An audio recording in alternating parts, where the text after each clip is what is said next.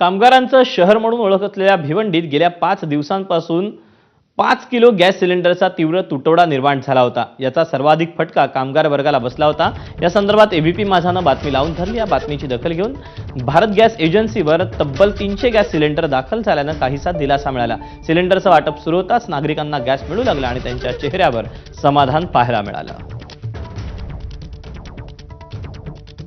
आज 3-4 दिन से यहाँ बाटले के लिए लाइन लगा रहे, कभी 40 बाटला, कभी 50 बाटला, ऐसे ही आ रहा था। और रोज़ 40-50 बाटला बांटने के बाद बहुत से लोगों को बाटला नहीं मिल रहा था, लेकिन आज 300 बाटला आया है और बहुत ज़्यादा उम्मीद है कि जितने लोग आए उन सबको बाटला आज मिलेगा। खाना वाना वही गोईठा पर लिट्टी चोखा बन रहा है, इसी से हम लोग खा रहे हैं खाना। आज क्या लग रहा है, उम्मीद है आज मिल जाएगा? हाँ, आज मिल जाएगा। कितनी खुशी है? बहुत खुशियाँ है। आखाती देशात सुरू असलेल्या युद्धाचा फटका व्यावसायिकांसह शेतकऱ्यांना बसला। अफवांमुळे पेट्रोल पंपावरून होणारी